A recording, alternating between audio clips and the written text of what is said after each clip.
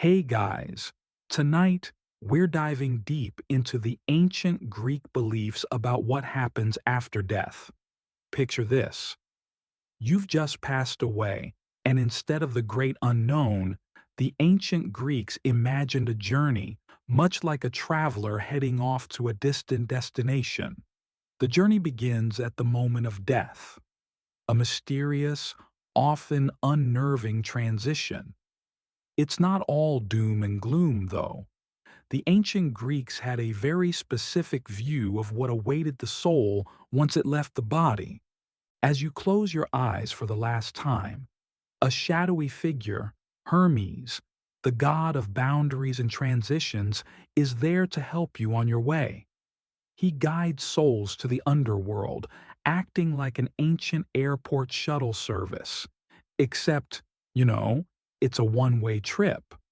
According to myth, you'd make your way to the river Styx, a deep, dark river that forms the boundary between the living and the dead.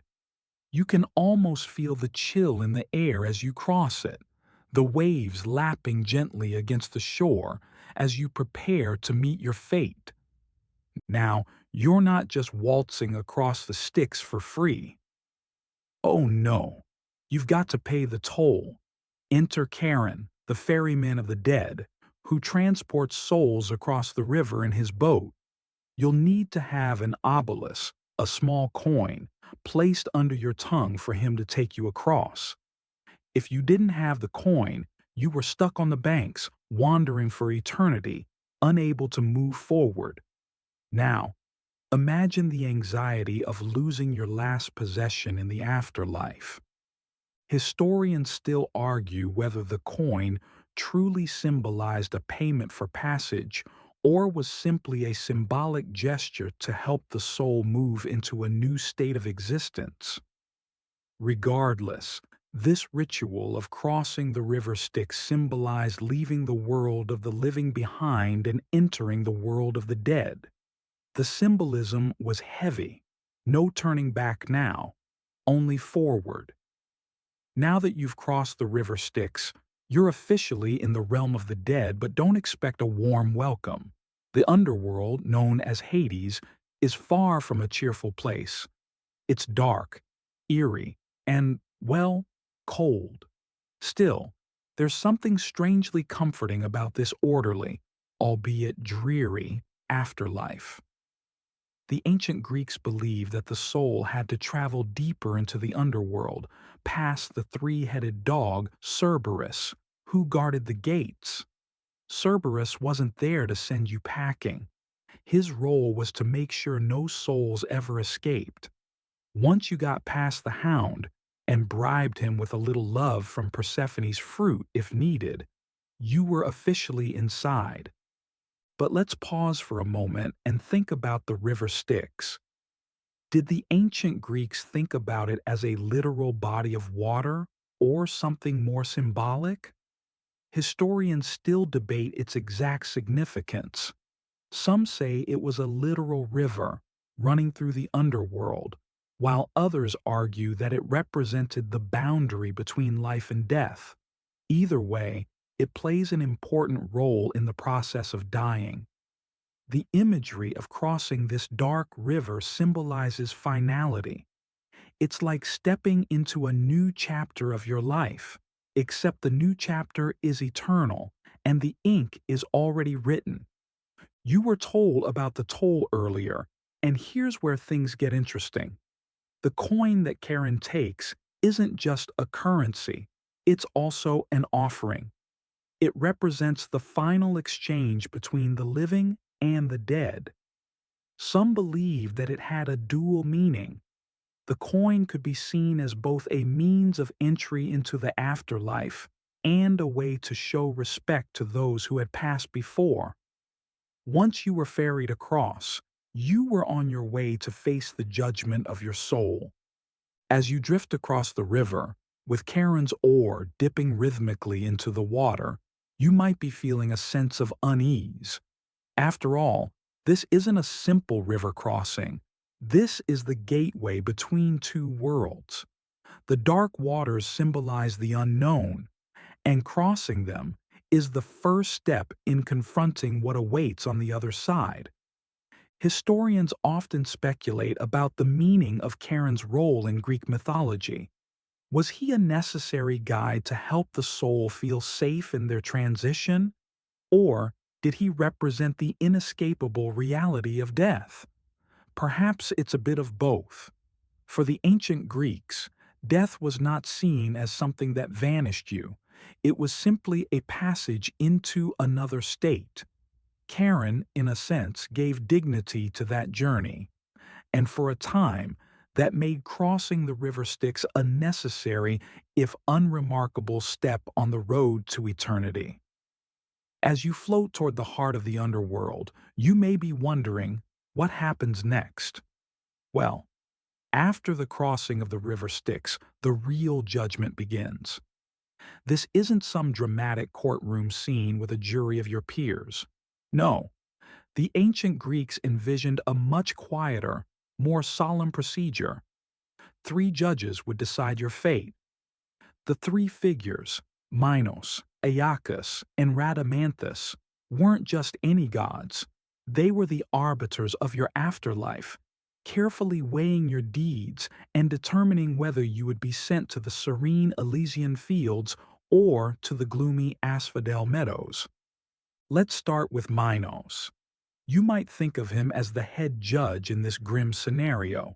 Known as a king of Crete, Minos had a reputation for impartiality, which was critical in this role. He wasn't the type to show leniency or mercy. His job was to be fair and decisive. As a judge, he would ask questions about your life, looking for signs of honor, virtue, and character. If you had lived a good life, you'd be rewarded, but if you'd done wrong, your journey would take a much darker turn. Next, we have Aeacus, the son of Zeus and Aegina, another key figure in the judgment process. Aeacus was known for his fairness and wisdom, often referred to as the most just of the three judges. Imagine a serene figure who always weighed the scales of justice with careful consideration. Aeacus wasn't about revenge. He was focused on balancing the soul's actions during its life. Souls judged by Aeacus often found themselves exiled to the Asphodel meadows, a gray, neutral place, because they hadn't earned a place in the glory of the Elysian fields. Then there's Rhadamanthus, the stern but compassionate judge, who was also connected to justice. Rhadamanthus was the brother of Minos and played a slightly different role, focusing on the wrongs of the soul's behavior rather than the gray areas that Aeacus dealt with. Rhadamanthus looked at whether you had lived a life of dishonor or cruelty, and if you had, you'd find yourself being punished for your misdeeds in Tartarus, the darkest part of the underworld. However, if you had been moderately good but still not worthy of Elysium, you'd land in the Asphodel meadows, where the souls wandered, indifferent and forgotten. The judges' roles were highly symbolic for the ancient Greeks, representing the balance between fate and justice, determining who would be remembered for their deeds and who would fade away into eternal obscurity. In this system, judgment wasn't just about punishment, it was about fate, what was deserved, and what would offer peace to the soul. Historians still debate how the Greeks saw these judges. Were they merely a way of giving order to a chaotic and frightening afterlife? Or did they serve a deeper moral purpose? Some argue that the judges were a way of emphasizing individual responsibility, while others suggest they reflected the Greeks' need for accountability in the afterlife. As you stand before them in this moment, waiting for your fate to be decided, imagine the weight of their gaze. You've crossed the river Styx, and now you must face the judgment of your life. What choices have you made? Have you lived a life worthy of the Elysian fields? Or have you simply drifted like so many others into the indifferent asphodel meadows? The answer lies in the hands of these three judges, who will decide not just your future, but your eternal rest. Now that you've faced the judgment of the three divine judges, your journey through the underworld becomes a matter of destiny. You may be wondering, where will I go? The afterlife in ancient Greek mythology isn't simply about a single place. There are two distinct realms where souls can be sent after their judgment: the Elysian Fields and the Asphodel Meadows. Let's start with the Elysian Fields, the place where the souls of the virtuous and the heroic would find their eternal rest. The Elysian Fields were not just a destination, they were a dreamlike paradise, a place of beauty and peace. Imagine walking through lush meadows with soft grass beneath your feet, surrounded by gentle rivers and fields that seem to go on forever, bathed in a soft, golden light. The very air feels light and full of calm, offering the ultimate reward for those whose lives were marked by honor and virtue. It's the paradise where heroes, such as Achilles and Odysseus, were sent to rest, their souls at peace after their great deeds on earth. In fact, the Elysian Fields were so serene that souls there were said to have no fear or sorrow, only an everlasting peace. This view of the afterlife reflects the Greek ideal of immortality, not in the sense of an unending existence, but in a restful and fulfilling eternity. To the ancient Greeks, Elysium represented the ultimate reward for a life well lived. But what made this place truly special was the absence of suffering. It wasn't just a place of rest. It was a place where the soul could rejuvenate, where the struggles of life could be forgotten, and where time itself seemed to slow down, allowing you to enjoy endless peace and fulfillment. On the other hand, the asphodel meadows were much less enchanting. Picture an endless stretch of gray, misty plains, with countless souls wandering, their faces blank and their movements aimless. The souls in this realm were those who had lived lives of mediocrity or had committed neither great good nor great evil. It wasn't a punishment, but it wasn't exactly a reward either. Asphodel, a type of flower that the Greeks associated with death, grew everywhere here, giving the land a somber, almost melancholic atmosphere. Souls in the asphodel meadows wandered without purpose, their existence neither joyful nor tortured. The souls of ordinary people, those who hadn't gained the glory of Elysium, were sent here. The contrast between these two realms highlights the Greek idea of balance. You see, the Greeks didn't view the afterlife as purely a heaven or hell scenario. Instead, they embraced the concept of continuity, where life after death could be peaceful, restful, and at times indifferent. The asphodel meadows were not a place of torment. They were simply a place of lack of meaning, a place where souls went to drift just as they had during their lives. Historians still debate the exact nature of these realms. Was the concept of the asphodel meadows a reminder of the futility of existence for those who lived without purpose, or was it just a way of accepting the unremarkable?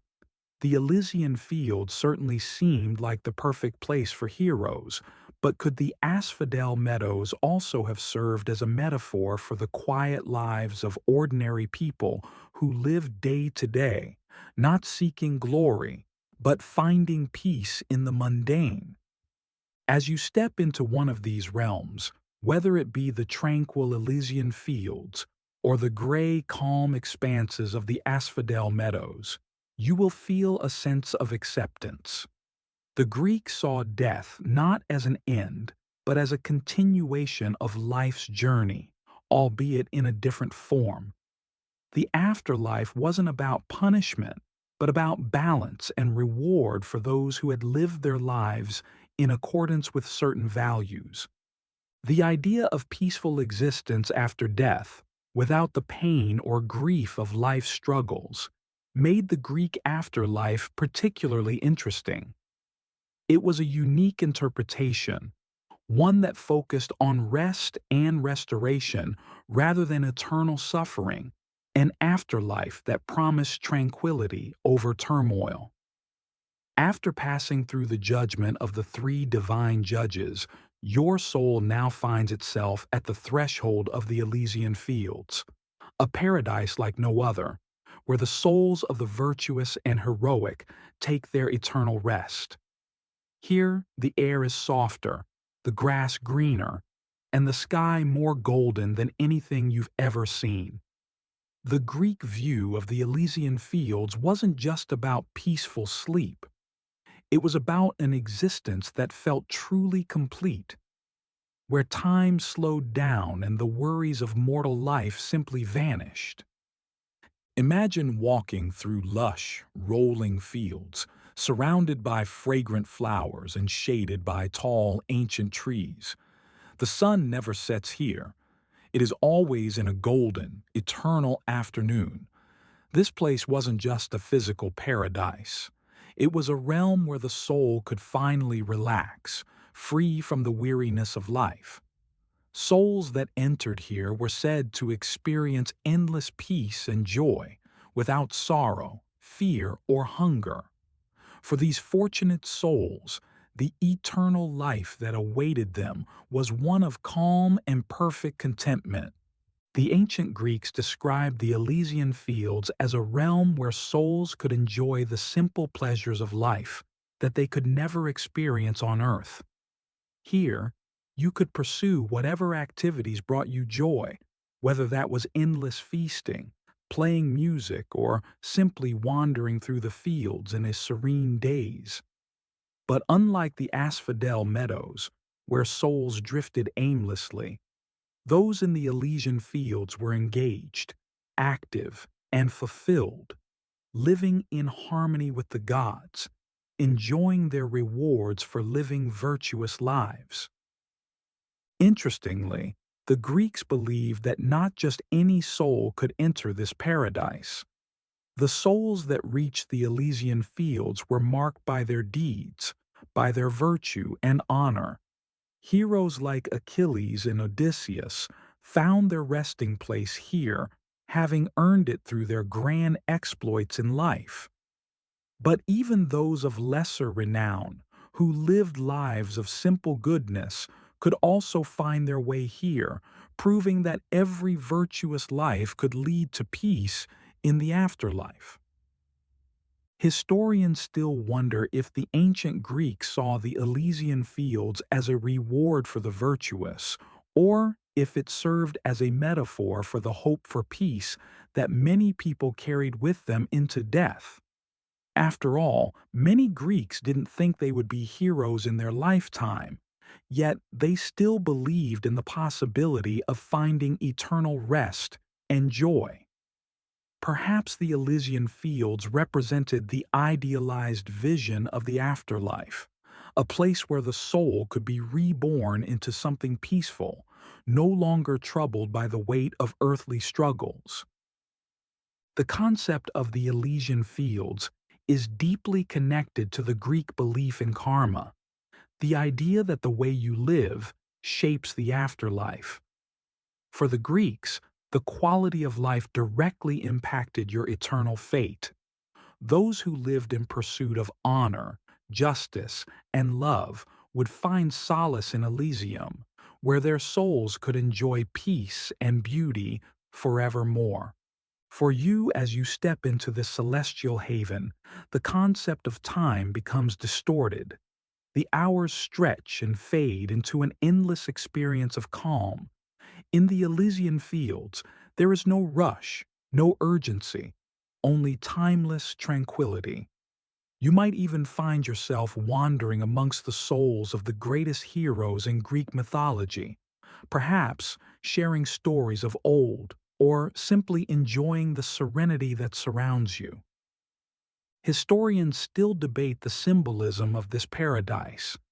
Was it truly a place for the blessed, or was it merely an idealized concept for the living?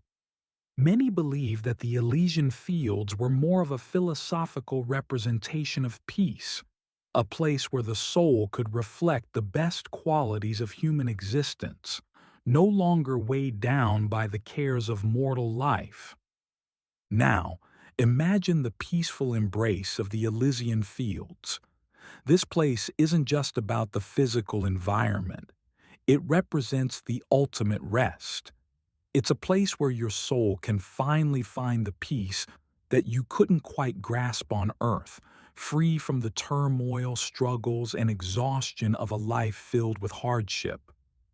Here, everything is calm, and there's nothing left to do but to simply exist in harmony with the world around you.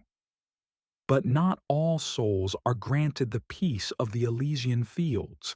As you wander through the underworld, your journey may lead you to a far less inviting place, the Asphodel Meadows. Unlike the vibrant golden fields of Elysium, the Asphodel Meadows are a place of grayness, neutrality, and endless wandering. This is where souls of those who lived average, unremarkable lives find their eternal rest.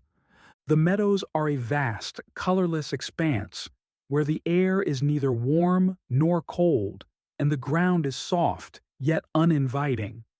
The souls here do not suffer, but they do not experience joy either. There is no feasting, no reunion with loved ones, and no warm sun to bathe in. Instead, there is only a quiet drifting, as if the souls are waiting for something, waiting for a sense of purpose that never arrives. As you move through this realm, you might encounter souls drifting aimlessly, their faces neutral, neither content nor sorrowful. In a way, the Asphodel Meadows represents the middle ground of life, where neither great good nor great evil is found.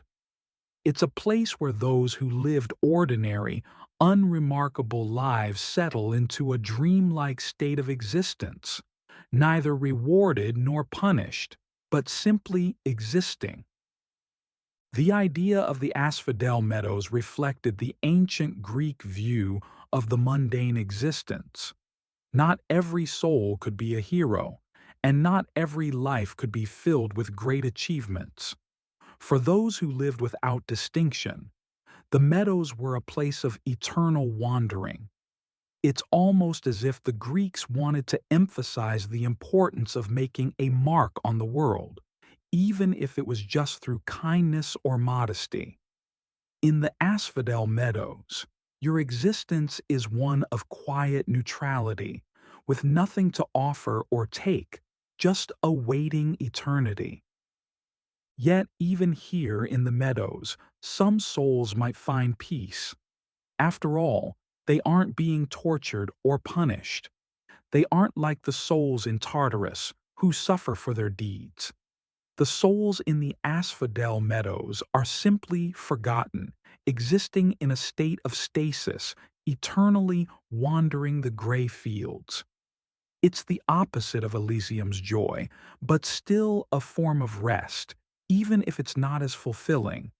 Interestingly, some scholars debate whether the Greek notion of the Asphodel Meadows was a reflection on mortality, an acknowledgement of the countless lives that were ordinary, whose deaths didn't stir the world or make their names known.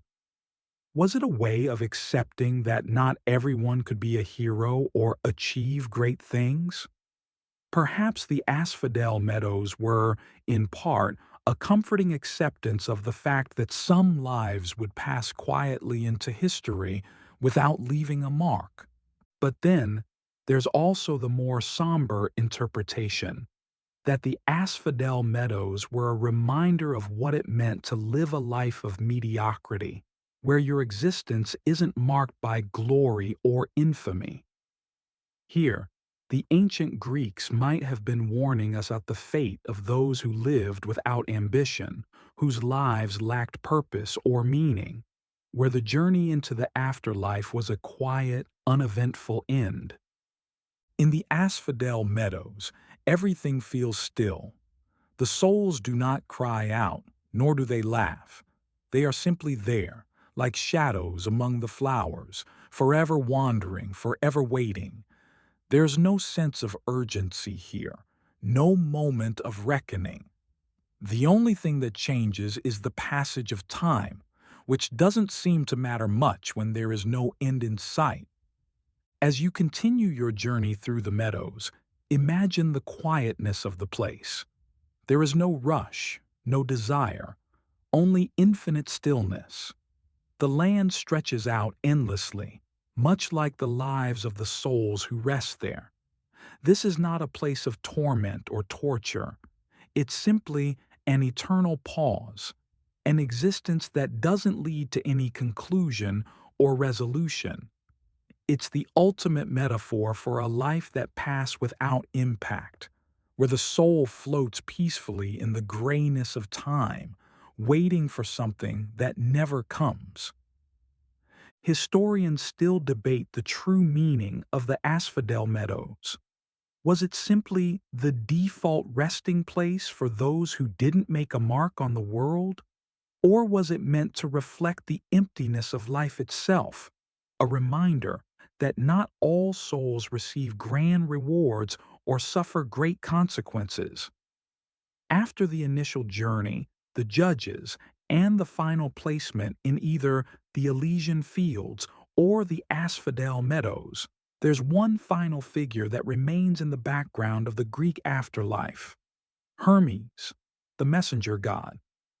But what does he have to do with death, you might ask? Well, Hermes wasn't just about delivering messages between gods.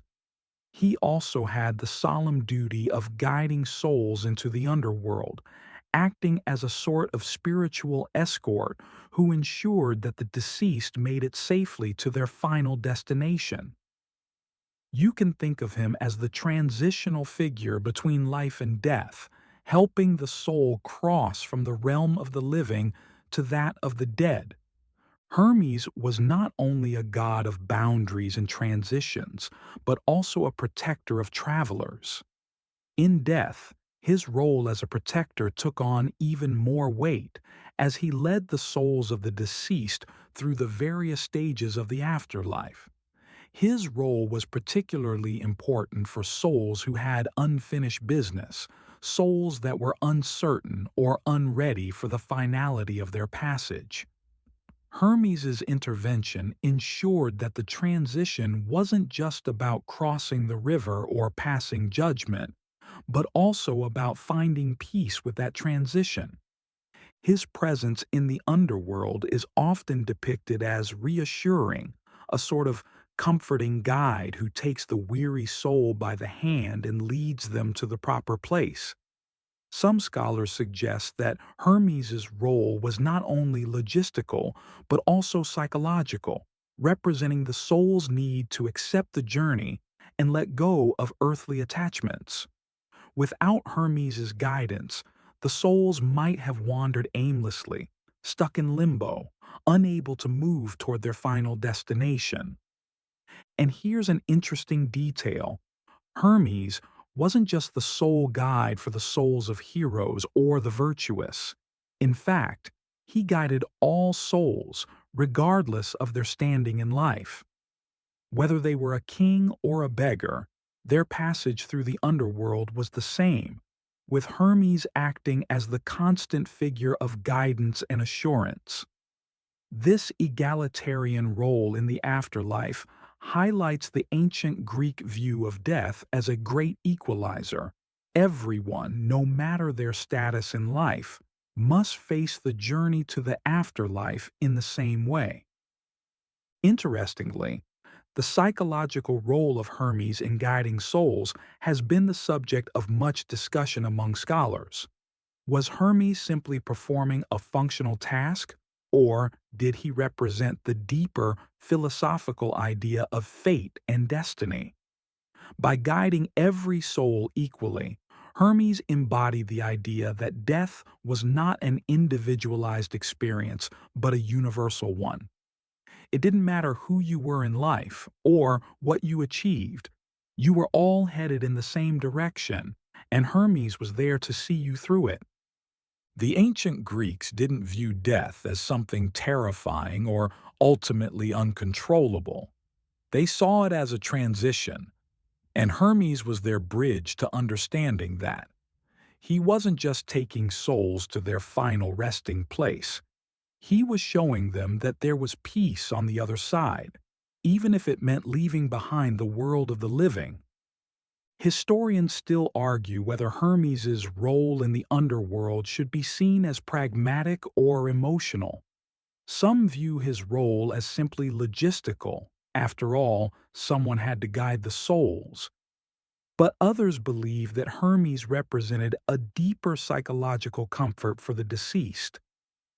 The idea that a soul would be guided with care and understanding through this liminal space gave dignity to the entire afterlife experience. In many ways, Hermes's journey with the soul was as significant as the final destination, symbolizing the importance of guidance in the face of the unknown. As you walk through the gloomy paths of the underworld, picture Hermes beside you, calm and assured. The journey isn't as frightening with him there, and perhaps, in that moment, you feel a little less anxious about where you're going. Maybe that's the real comfort of the ancient Greek afterlife, knowing that someone is there to guide you, no matter where your journey leads. As your soul settles into the quiet realms of the underworld, with Hermes guiding the way and the judgment of the three divine judges already behind you, you might wonder, is this the end? Is this the final stop in your journey, or is there more to come? In ancient Greek mythology, death and the afterlife were not seen as final, but rather part of an endless cycle of existence. Enter the concept of reincarnation, which, while not universally accepted across all Greek communities, played an intriguing role in the afterlife for many. The ancient Greeks were not strictly monotheistic, and their views on the soul were diverse. Some believed that the soul could live multiple lives, moving from body to body in a continuous loop of reincarnation. This cycle was thought to be influenced by the deeds performed in one's life, meaning that if you had lived virtuously, you would return as a more honorable being. On the other hand, if you had lived a life filled with selfishness or dishonor, you might find yourself reincarnated into a less fortunate form. One of the most famous proponents of reincarnation was the philosopher Pythagoras, who believed that the soul could be reborn as different creatures, depending on the purity of the individual. Pythagoras and his followers believed that the soul was eternal and that through a series of reincarnations, the soul could eventually reach a state of purity or divinity. For those who had failed in their previous lives, reincarnation offered a chance for redemption. Historians still argue about the exact meaning of reincarnation in Greek thought. Was it a spiritual cycle of self-improvement, or was it more of a punishment for misdeeds? Some scholars claim that it was a punitive system that served as a reminder to live virtuously, while others argue that reincarnation was meant to give hope to the average person, showing that even if you didn't achieve greatness in life, you could still improve your fate in the next one. In the context of the Greek underworld, reincarnation wasn't always guaranteed. The souls in Elysium didn't need to worry about reincarnation, as they had achieved eternal peace. However, those in the Asphodel Meadows or Tartarus, with no clear direction, might find themselves caught in the cycle of reincarnation until they had made enough progress to escape the process. This concept was intriguing because it offered an opportunity for spiritual growth that extended far beyond death itself. For the average Greek person, this offered a sense of hope. If life had not been kind to you, you could still look forward to the possibility of improvement in the next life. In this sense, reincarnation played a vital role in the Greeks' understanding of fate and justice. It was a way to say, you can always start again, even in the afterlife. So, how exactly did the ancient Greeks perceive the process of reincarnation? The purgatorial journey of the soul was often thought to take place on the banks of the river Lethe, where the soul would drink from the waters of forgetfulness. After drinking, the soul would forget its past life entirely, allowing it to begin fresh in a new body. This cleansing process was important as it prevented the soul from carrying old regrets or the weight of past mistakes into its new life. The idea of reincarnation was seen as rejuvenating, offering a sense of renewal and redemption that many believed the soul needed after a long life. For the ancient Greeks, it wasn't just about what you had accomplished in one life. It was about learning from your mistakes and growing across multiple lifetimes. Historians also debate whether the concept of reincarnation in ancient Greece was more spiritual or pragmatic. Was it a philosophical idea about the soul's eternal journey, or was it simply a comforting idea to help the living cope with their struggles? Regardless of its true meaning, reincarnation offered a hopeful and enduring view of the afterlife, a chance for the soul to continuously evolve and strive for something greater. Now, imagine standing at the river Lethe with the water flowing gently at your feet. The soft, mysterious mist rises, and as you prepare to drink, you can feel the weight of your past life slipping away. This moment represents not just the end of one journey, but the beginning of another, perhaps a new opportunity for peace or greatness.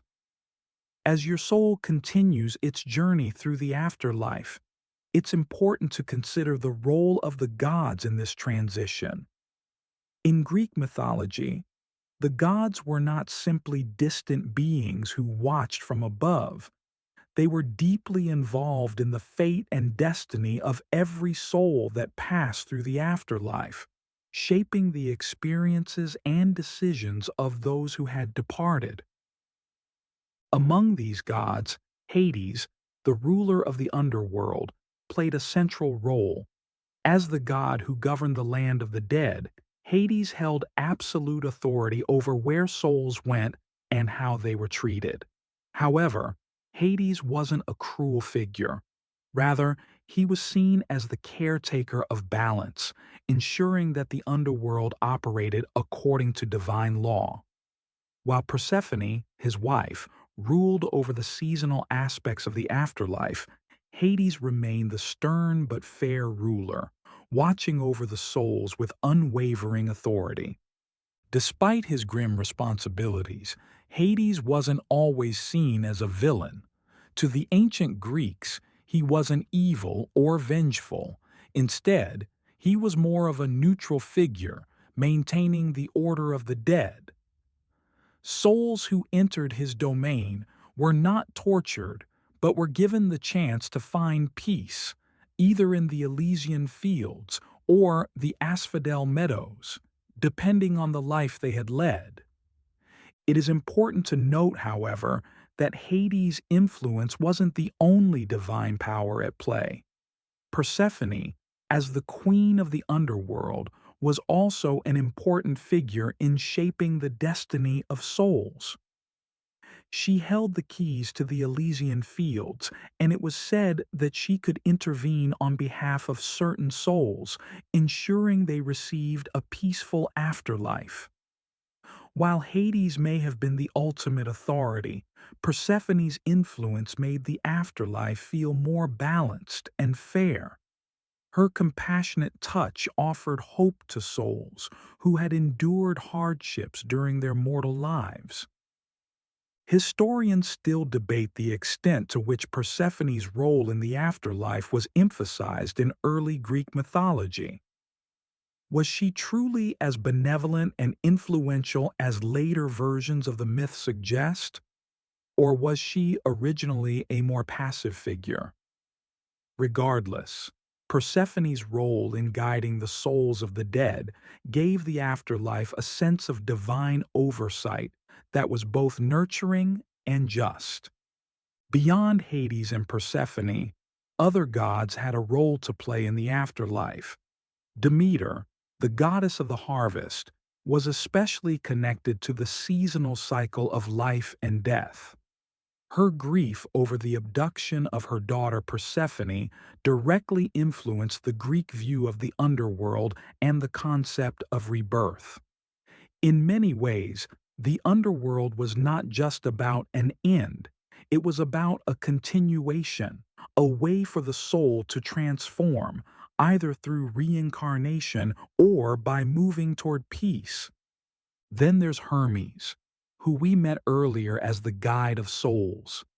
His influence over the afterlife wasn't limited to just transporting souls. He also acted as a messenger between the gods and the living. It was through Hermes that the living would receive guidance and warnings about the afterlife, especially when it came to rituals and ceremonies for the dead. His connection to communication made him the perfect intermediary between the two worlds, ensuring that the dead remained in touch with the divine forces shaping their fates. It's interesting to think about how the gods' roles in the afterlife reflect the ancient Greeks' understanding of life and death.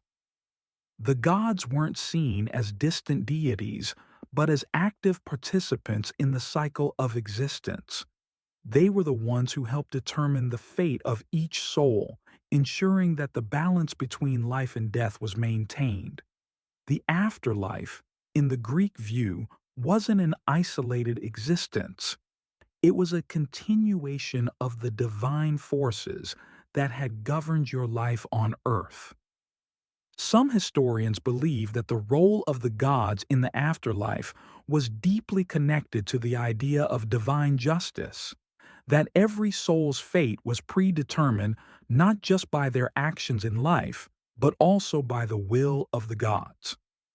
Others argue that the gods' roles were more symbolic, representing aspects of the human condition. Hades as the inevitable end, Persephone as the cycle of life and death, and Hermes as the intermediary between worlds.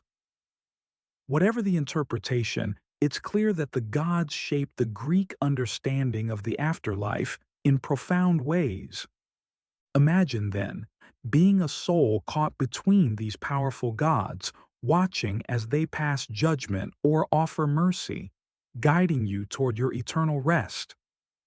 The afterlife in Greek mythology is not just a passive journey, it's one shaped by the will and compassion of the gods who determine your fate not with cruelty, but with a deep sense of divine order. As you traverse the underworld, you begin to notice something remarkable. There are some souls who seem to stand out. These are the heroic souls, those who have achieved great feats in life and whose names are forever remembered by the living. In Greek mythology, not all souls were equal in the afterlife. The heroes, those who had demonstrated immense courage, strength, or wisdom, were often treated with a unique reverence in the underworld. But what made these souls special, and how did they experience their afterlife? Let's start with Achilles, perhaps the most famous of all Greek heroes.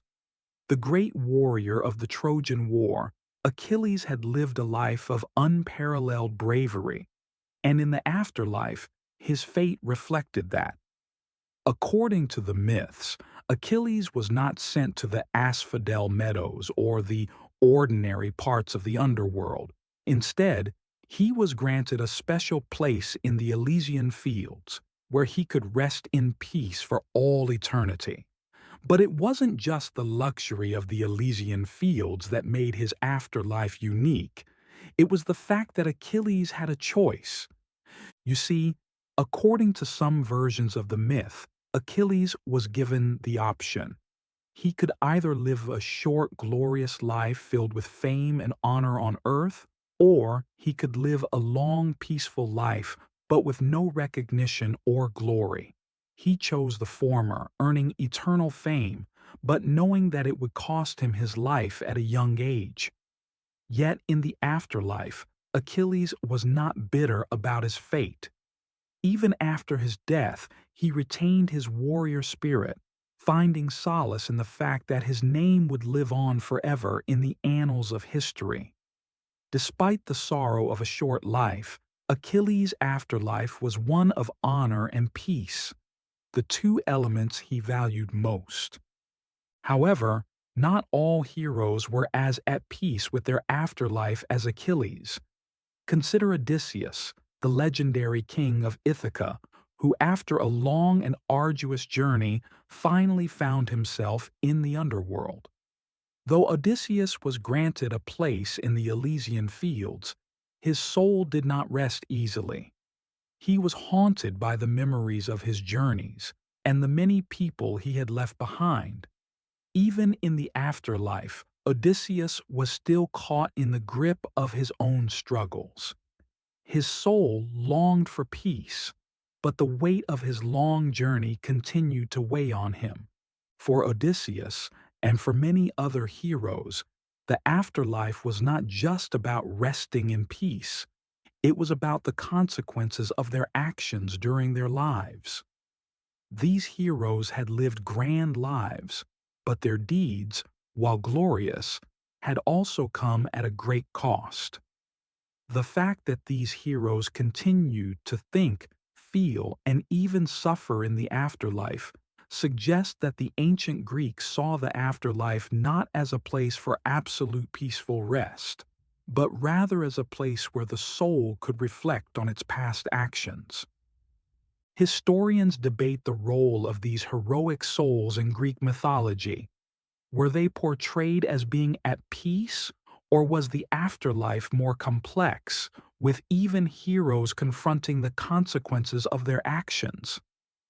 Many scholars argue that the Greeks believed heroes could never escape their past. Even in death, their personal journeys were central to their eternal rest. The stories of Achilles and Odysseus, in particular, highlight the idea that heroism, while noble, often came with inner conflict, and that inner conflict didn't necessarily vanish in the afterlife. Interestingly, some ancient texts suggest that heroic souls like Heracles and Theseus were also granted special privileges in the underworld.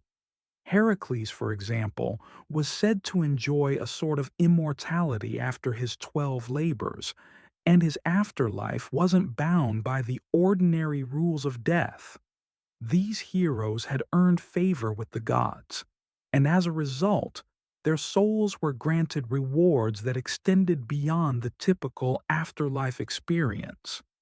As you continue on your journey, you can't help but wonder, does being a hero in life guarantee a peaceful afterlife? Or does the weight of a life filled with constant struggle simply transfer to the other side? The myths of heroes like Achilles and Odysseus suggest that even those with the greatest achievements must reckon with the emotional and spiritual cost of their actions. For you, as a wandering soul in the afterlife, perhaps you start to wonder what awaits you. Will you be remembered as a hero, Or will your journey be like those of the countless others who rest in the quiet anonymity of the asphodel meadows?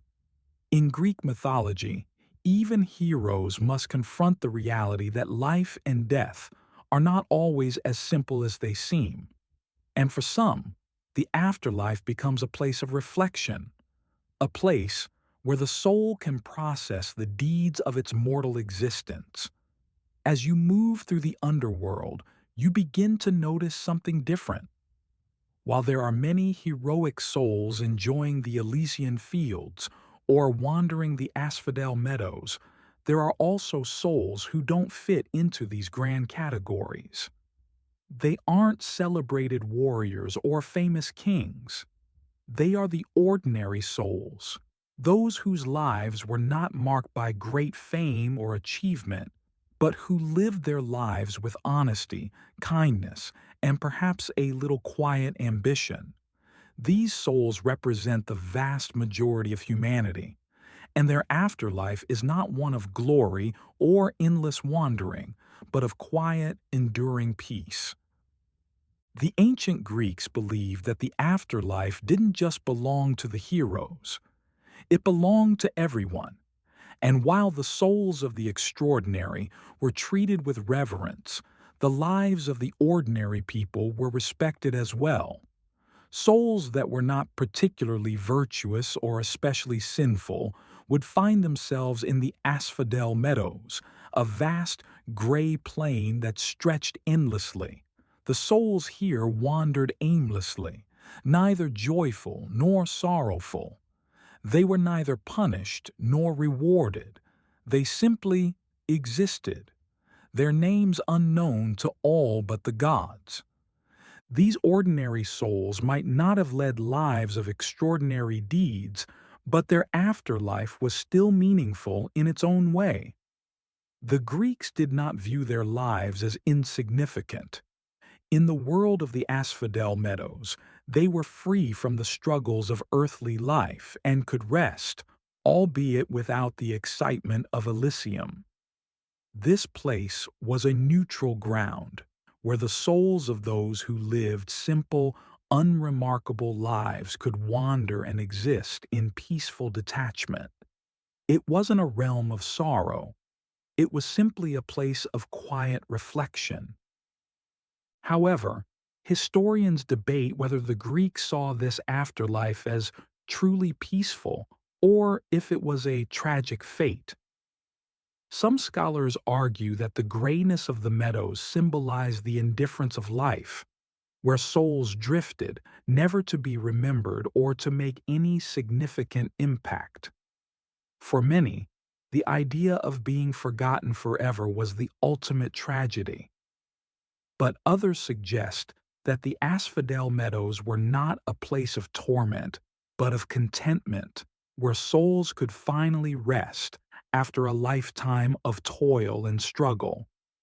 Perhaps, in the Greek worldview, the very act of being at peace in the meadows was a small victory in itself. As you walk among these souls, you might wonder if this peaceful but uneventful existence is better than the passionate restlessness of the heroes. The ordinary souls in the meadows are not punished. They are simply left to live out their afterlife in a state of stillness. There is no glory, no fame, and no great honor, but there is peace. The kind of peace that comes from knowing that you have lived an honest life, even if it didn't stand out in the grand scheme of things. The Greek view of these souls in the meadows speaks to their understanding of life's balance. The Elysian fields might have been reserved for the greatest of heroes, but the souls in the asphodel meadows were a reminder that not every life needed to be filled with heroic deeds to matter. The ancient Greeks recognized that many lives would never be exceptional, but that didn't make them any less worthy of peace and rest. For the ordinary person, the afterlife wasn't about suffering or glory. It was about accepting the quietness of existence and finding contentment in the simple fact of being. Perhaps the true meaning of the Greek afterlife was not to achieve greatness, but to find peace with who you were during your life. In the asphodel meadows, as you wander among the souls of those who led simple lives, you start to realize that this existence too has its comforts. There's no rush, no expectations, only an enduring, soft peace. You can almost hear the whisper of the wind through the fields, the soft rustle of leaves as the souls drift on through eternity, untroubled and free. As you continue your journey through the afterlife, a question may arise. How are the souls of the departed remembered? What ensures that your existence on earth, no matter how brief, has any lasting meaning? In Greek mythology, the answer lay in the power of memory and legacy, a force that determined whether your soul would fade into obscurity or remain a cherished figure in the collective memory of the living. For many souls, eternal rest in the afterlife was not enough. To truly achieve immortality, a soul had to be remembered, its deeds and virtues passed down through generations. The honor of memory was central to Greek views on the afterlife. If you were a hero or someone whose actions were worthy of being retold, your legacy was preserved in stories and myths. In the land of the living, your name lived on, either through poetry, songs, or the retelling of your deeds by bards and storytellers. This idea of immortal fame was deeply connected to the concept of nostos, the return home. To be remembered meant to be alive again, even after death, in the hearts and minds of those who spoke your name. Consider, for example, Homer's epics, the Iliad and the Odyssey. These poems immortalize the heroes and their deeds, ensuring that they would never be forgotten. For Achilles, Odysseus, and other figures from these tales, their deeds were so intertwined with their identity that the very idea of death was secondary. They would live forever in the minds of the Greeks because their stories would never fade. To the ancient Greeks, memory was power. It was the ultimate form of immortality. But not all souls were so lucky. For those in the asphodel meadows, their existence was neutralized by time. These souls didn't have grand stories to keep their names alive. Their lives had been ordinary, unremarkable, and they were left to drift into the grayness of eternity, where they wouldn't be remembered or spoken of. This sense of quiet erasure was one of the most unsettling aspects of the Greek afterlife. The Greeks understood that living a meaningful life was not about seeking fame or glory, but about leaving something behind that would persist in the minds of others. Interestingly, there were other ways to maintain memory.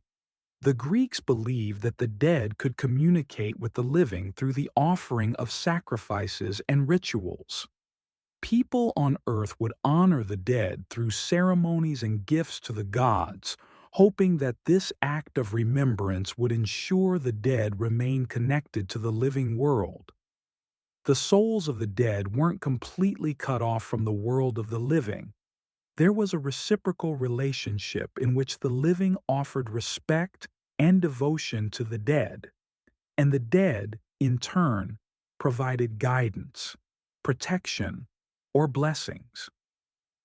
Historians still debate the true significance of this relationship between the living and the dead. Some argue that it reflects the Greeks' belief in continuity, the idea that death is not an absolute end, but a transition to another form of existence. Others suggest that it's a comforting mechanism, allowing the living to cope with grief and loss by imagining that the dead still have a presence, even if it's only in memory. As you move deeper into the underworld, the question of legacy becomes more tangible. The souls you encounter, whether wandering in the asphodel meadows or resting peacefully in the Elysian fields, will live on in memory as long as their names are spoken. For those who lived lives of quiet virtue, their memory may not be preserved in epics, but it is still carried on by those who knew them, an unbroken thread of remembrance. The ancient Greeks knew that their souls would one day fade, but they found comfort in the idea that their legacy, whether through deeds, stories, or love, would endure. And for you, as you journey through this realm, the question remains, how will you be remembered? Will your name fade into the gray expanse, like those who wandered the asphodel meadows? Or will you leave a mark, an enduring memory that transcends death? As you continue your journey through the underworld, past the Elysian fields and the asphodel meadows, your thoughts inevitably turn to the final destination for all souls, the ultimate peaceful rest. But what does peace really mean in the context of the afterlife? The ancient Greeks, despite their intricate beliefs about the soul, death, and the underworld, knew that not all souls would find eternal rest in the same way.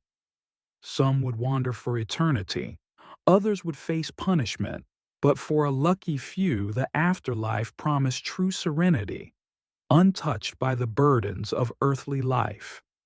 The Elysian fields, where the souls of the virtuous and heroic rest, represent this peaceful ideal, a place where time seems to slow down, where every moment is filled with rest and contentment. But even within the Elysian fields, there were levels of peace.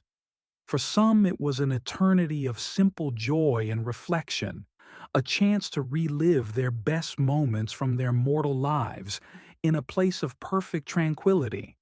These souls would never feel the sting of regret or the pain of unfulfilled desires. They had lived according to the highest ideals, and in return, they were granted a peaceful rest, a kind of reward for their virtue.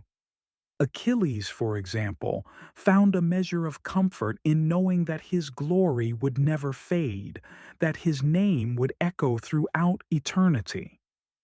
The peaceful rest of the Elysian fields was a reward not just for the body but for the soul's moral and heroic achievements. But even for those who find their way to the Elysian fields, there is an underlying unanswered question. What does true peace mean when a soul has been through so much? Does eternal rest mean that all suffering ceases? Or is there a quiet echo of the life that once was, a longing for something more? The ancient Greeks often left this question unresolved, believing that even the greatest of heroes were subject to the whims of fate, and that their eternal peace was never fully guaranteed. In the Greek view of the afterlife, peace wasn't simply about escaping torment or regret.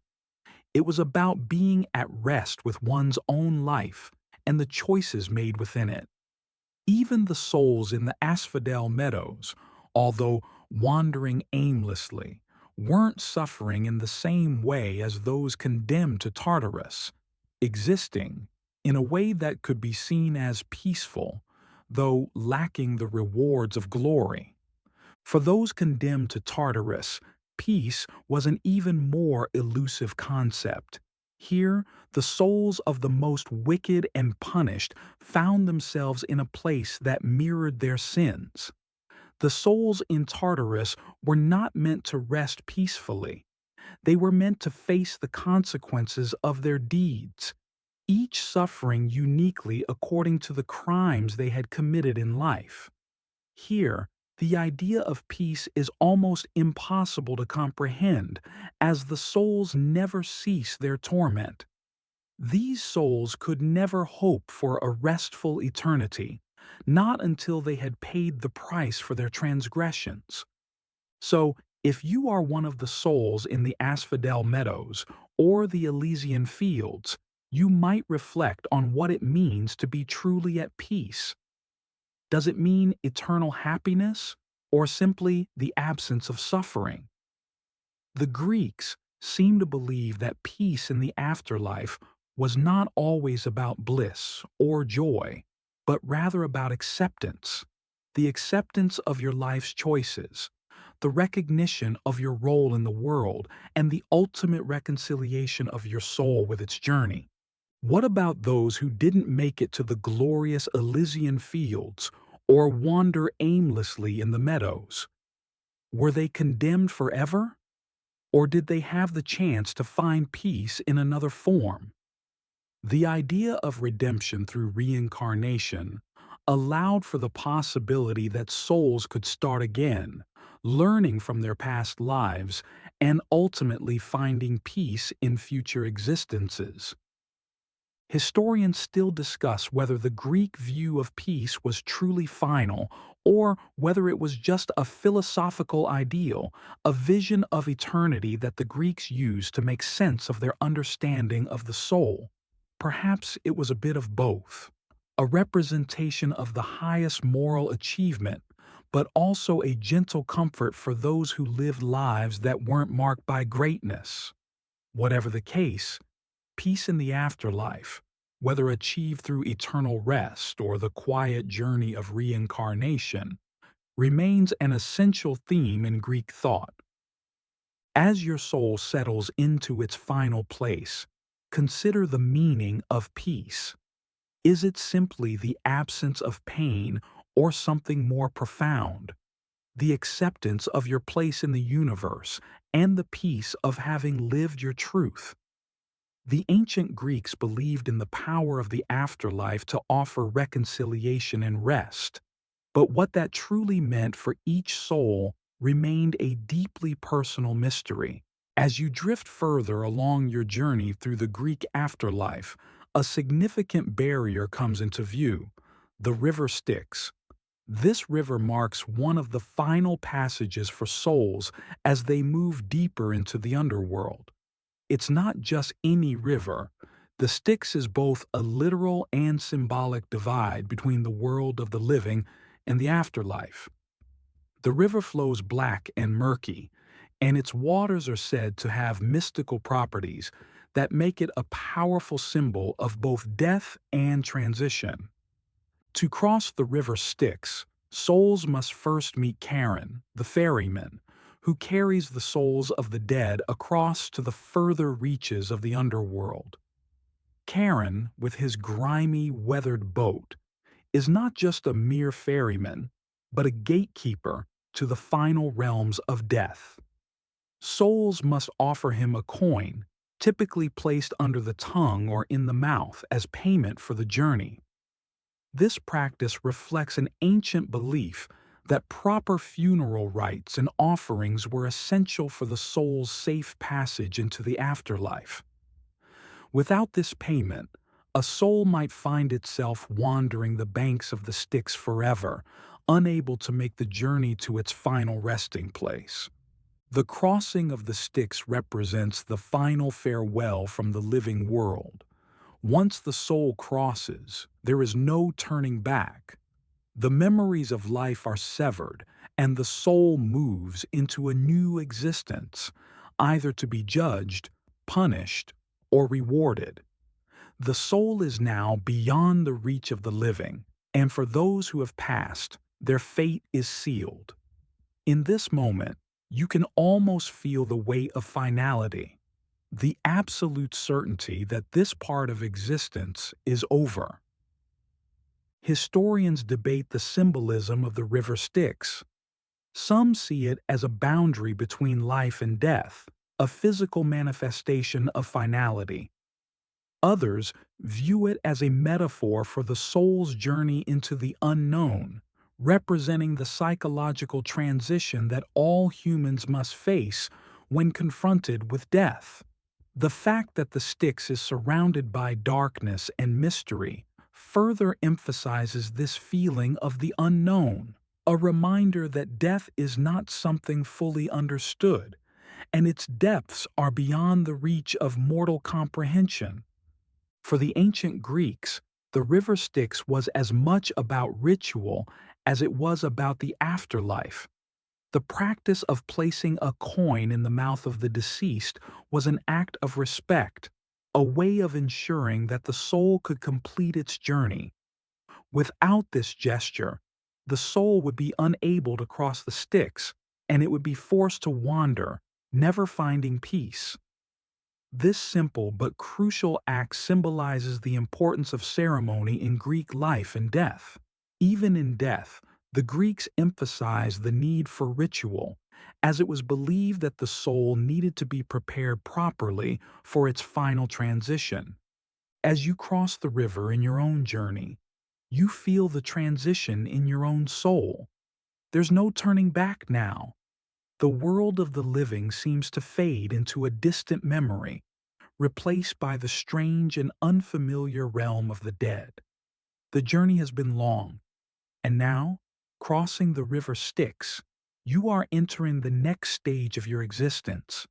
This is a moment of finality, but it is also a moment of peace, as you leave behind the struggles of earthly life. For many souls, this moment of crossing the Styx would have been the ultimate act of surrender, a willingness to accept the unknown and to let go of what was familiar. In Greek thought, this act was not seen as an end but as a transition, an entry into a new phase of existence, whether that meant the rewarding tranquility of Elysium, the dull peace of the asphodel meadows, or the harsh torment of Tartarus. Now, as you stand on the shores of the Styx, with Charon's boat approaching, the uncertainty of your fate looms ahead. Will you find peace in Elysium, or will you wander the endless plains of the asphodel meadows? Perhaps you will find yourself in the company of the punished souls in Tartarus. Whatever lies ahead, the crossing of the river Styx is a moment that every soul must face, the final barrier between life and death, a place of transition where the past is left behind and the journey into eternity begins. As you finally move beyond the reach of the river Styx, your journey has led you into the deepest realms of the Greek afterlife. Here, after passing through the stages of judgment, wandering the plains of the asphodel meadows, and even glimpsing the serene beauty of the Elysian fields, you find that the final peace that awaits is not an easy concept to understand. It's not just a place or a moment, but a state of being, a reflection on the life you lived, and the acceptance of the transformation that awaits your soul in the afterlife. For some, the Greek afterlife offered eternal rest, but for others, it was a place of rebirth, a constant cycle where the soul might experience new forms of existence. The ancient Greeks believed that the soul's journey didn't necessarily end in a single destination. Instead, it could continue on in a process of reincarnation, evolving with each cycle and learning from the experiences of previous lives. This was the ultimate form of spiritual progression, a continuous striving for improvement, learning from one life to the next until the soul reached its highest potential. In this sense, the afterlife was not a final judgment, but rather a continuation of life. It was a journey that allowed the soul to learn, grow, and adapt. Souls in the asphodel meadows could eventually be given another chance, reincarnated into new bodies to continue their journey, perhaps with a better understanding of the lessons from their past lives. Those who had found peace in the Elysian fields were said to enjoy an eternal life free of suffering, a reward for their virtuous existence. Historians still ponder whether the Greek concept of reincarnation was an ancient spiritual ideal or more of a philosophical tool to explain the mysteries of life and death. Did the Greeks truly believe that the soul could return again and again in different forms?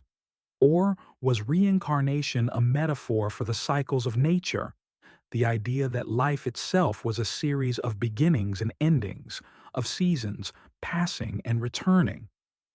For you as a soul now at peace, the notion of reincarnation might seem like both a possibility and a comforting thought. The idea that your journey doesn't end, that there's always more to learn and more to experience, gives you a sense of hope. The Greeks believed that the afterlife was not just an end, but a transformative process, a chance for the soul to achieve something higher, to become something greater than it was in its previous life. Perhaps this is why the ancient Greeks didn't view death with the same fear that many of us do today. They saw it as part of a larger cycle, one that was natural and even necessary. Death, in their eyes, wasn't the final word. It was just one part of a greater story, one that involved learning, evolving, and eventually achieving a sense of peace. In this way, death wasn't to be feared, but understood as a transition, a moment when the soul could be freed from the limitations of its earthly body and allowed to explore new realms of existence. Now, as you drift further into the depths of the afterlife, you begin to sense a growing understanding of your place in the world. The weight of your past life, whether it was full of joy, sorrow, struggle, or triumph, no longer feels like a burden. The ancient Greeks might have believed that peace in the afterlife wasn't about escaping the past, but about embracing it, learning from it, and moving forward, whether toward a peaceful eternity or the endless cycle of reincarnation. As your soul floats within this quiet eternity, you find yourself free from the worries that once plagued you. There's no hurry, no deadline. There's only the peace of understanding that time no longer matters. Whether you are bound for Elysium, the meadows, or destined for rebirth, this final peace is yours to experience. And with it comes the comfort of knowing that the journey continues, not just in the afterlife, but beyond it, toward an eternal cycle of learning, evolving, and, ultimately, finding peace. Perhaps, after all, this is what the ancient Greeks meant by immortality. Not just the absence of death, but the ability to continuously grow, evolve, and find meaning in every stage of existence. It's the eternal return, where each soul is given a new chance to explore the depths of life and death. And so, in this final rest, you rest not only in peace, but in the knowledge that your journey will continue,